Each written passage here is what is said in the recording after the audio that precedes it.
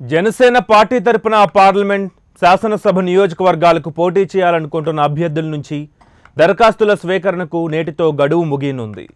రాష్ట్ర వ్యాప్తంగా ఇప్పటికే వేలాది మంది మహిళలు, విద్యావంతులు, సీనియర్ నాయకులు ఇప్పటికే పోటీ కోసం స్క్రీనింగ్ కమిటీకి దరఖాస్తులు చేసుకున్నారు.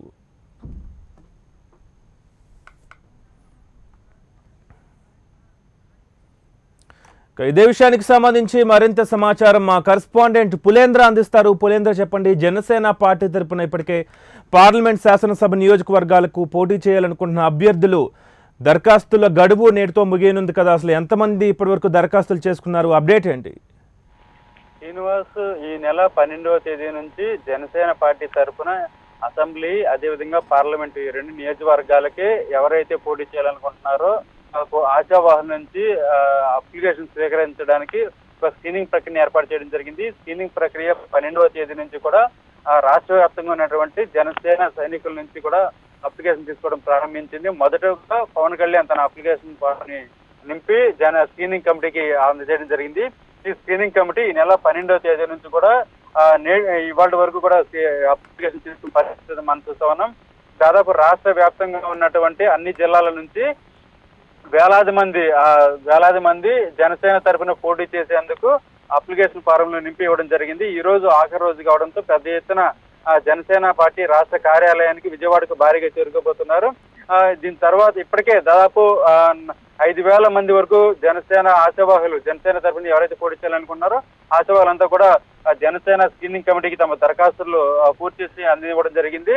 ముఖ్యంగా పెద్ద ఎత్తున మహిళలు, యువకులు, విద్యావంతులు, మేధావులు, అదేవిధంగా సీనియర్ నాయకులు కూడా జనసేన తరఫున పోటీ చేసేందుకు తమ దరఖాస్తులను ఇవ్వడం జరిగింది. ముఖ్యంగా పవన్ కళ్యాణ్ మహిళలకు ఎక్కువ అవకాశం ఇస్తాం, 33% రిజర్వేషన్ ఇస్తామనే నేపథ్యంలో భారీ ఎత్తున మహిళలు, రాష్ట్ర వ్యాప్తంగా ఉన్నటువంటి మహిళలు ఎక్కువ శాతం జనసేన తరఫున పోటీ చేసేందుకు తమ దరఖాస్తులు నింపివ్వడం జరిగింది. అదేవిధంగా యువకులు, ముఖ్యంగా వివిధ రంగాలకు చెందినటువంటి యువకులు, డాక్టర్లు, విద్యావంతులు, పిహెచ్డీ చేసినటువంటి యువకులు కూడా జనసేన తరఫున పోటీ చేసేందుకు దరఖాస్తులు ఇవ్వడం జరిగింది. ఇంకా సీనియర్ నాయకులు ఎవరైతే పార్టీ తరఫున ఉన్నటువంటి సీనియర్ నాయకులు ఉన్నారో వారంతా కూడా ఇప్పటికే స్క్రీనింగ్ కమిటీకి తమ దరఖాస్తులు నింపి ఇవ్వడం జరిగింది.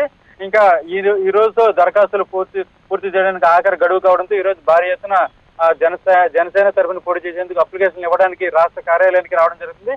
ఇంకా ఈ రోజుతో ముగిపోతుంది. ఇంకా రేపు మరికొద్ది రోజుల్లో ఇంకా మిగతా పార్టీల నుంచి కూడా కొంతమంది చేరికలో ఉన్న నేపథ్యంలో ఈ స్క్రీనింగ్ ప్రక్రియ అనేది నిరంతరం కొనసాగుతుందా లేదా అనే దాని మీద కూడా ఈ రోజు స్క్రీనింగ్ కమిటీ ఒక స్పష్టమైన సమాచారం కూడా ఇచ్చే అవకాశం ఉంది. మొత్తానికి జనసేన తరఫున పోటీ చేయడానికి వేలాది మంది, దాదాపు 5,000 మందికి పైగా అప్లికేషన్ వస్తున్నట్టు జనసేన పార్టీ వర్గాల నుంచి మనకు అందుతున్న సమాచారం. శ్రీనివాస్, అయితే పులేంద్ర, ఇప్పటి వరకు ఎంతమంది దరఖాస్తు చేసుకున్నారనే ఇన్ఫర్మేషన్ ఏమైనా ఉందా? ఈ రోజు ఆఖరి గడువు ఉన్న నేపథ్యంలో అభ్యర్థులు అక్కడికి చేరుకుంటున్నారా ఎక్కువగా?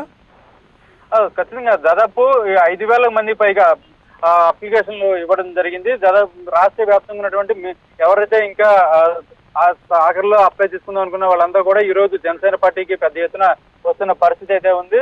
మొత్తానికి జనసేన తరఫున పోటీ చేసేందుకు అన్ని వర్గాల వారు, వికలాంగులు, మహిళలు, అదేవిధంగా డాక్టర్లు, మేధావులు పెద్ద ఎత్తున రావడం జరిగింది. పెద్ద ఎత్తున జనసేన పార్టీ తరఫున ఏదైతే అసెంబ్లీ అదేవిధంగా పార్లమెంట్ స్థానాలకు పోటీ చేసేందుకు తమ అప్లికేషన్లు పూర్తి చేసి ఇవ్వడం జరిగింది. ఈ రోజు ఆఖరి రోజు అనే తెలియడంతో పెద్ద ఎత్తున జనసేన పార్టీ కార్యాలయానికి చేరుకుంది. దీంతో స్క్రీనింగ్ ప్రక్రియ కూడా వడపోత కార్యక్రమాన్ని మొదలుపెట్టిందని చెప్పుకోవచ్చు. అయితే ఈ స్క్రీనింగ్ ప్రక్రియ అనేది నిరంతరం కొనసాగుతుందా లేదా అనేది మాత్రం ఈ రోజు స్పష్టంగా ఇవ్వబోతున్నారు. శ్రీనివాస్, అయితే పులేంద్ర, ఇప్పటికే చాలా మంది అభ్యర్థులు దరఖాస్తులు సమర్పించారు. అలాగే ఈ రోజు ఆఖరి గడువు కాబట్టి స్క్రీనింగ్ కమిటీ వాళ్ళకి సంబంధించి ఎటువంటి చర్యలు తీసుకుంటోంది? ఈ స్క్రీనింగ్ కమిటీ మొదటి నుంచి కూడా అప్లికేషన్ తీసుకున్న తర్వాత వారికి ఎందుకు పోటీ చేయాలనుకుంటున్నారు, జనసేన తరఫున ఎందుకు పోటీ చేయాలనుకుంటున్నారు, మీరు ఏం చేయాలనుకుంటున్నారు, ఏం ఆశించి రాజకీయాల్లోకి రావాలనుకుంటున్నారు, రాజకీయాల్లోకి రావడానికి మీకు ఉన్నటువంటి అనుభవం ఏంటి, గత అనుభవం ఏంటి, ప్రస్తుతం ఏం చేయాలనుకున్నారు, ఏ ఉద్దేశంతో రావాలనుకున్నారు అనే దాని మీద ఒక స్క్రీనింగ్ కమిటీ కూడా వారి నుంచి ప్రత్యేకంగా ఇంటర్వ్యూ చేస్తున్నారు. అదేవిధంగా రాబోయే రోజుల్లో ఎక్కువ మంది యువతికి, ముఖ్యంగా 60% యువతకి పవన్ కళ్యాణ్ పెద్దపేట వేస్తారన్న నేపథ్యంలో పెద్ద ఎత్తున రాష్ట్ర వ్యాప్తంగా ఉన్నటువంటి పెద్ద ఎత్తున సాఫ్ట్వేర్ నిపుణులు అయితేనేమో, డాక్టర్లు అయితేనేమో తమ ఉద్యోగాలకు రాజీనామాలు చేసి జనసేన తరఫున పోటీ చేస్తాం, ప్రజలకి సేవ చేస్తాం, పవన్ కళ్యాణ్ ఆశయాలు, సిద్ధాంతాలు తమకు ఎంతో నచ్చాయి, జనసేన తరఫున పోటీ చేస్తాం, మాకు ఒక అవకాశం ఇవ్వండి అంటూ పెద్ద ఎత్తున యువత ఈ స్క్రీనింగ్ కమిటీకి తమ దరఖాస్తులు సమర్పిస్తున్న పరిస్థితి కనిపిస్తోంది Srinivas. Right, thank you Pulender.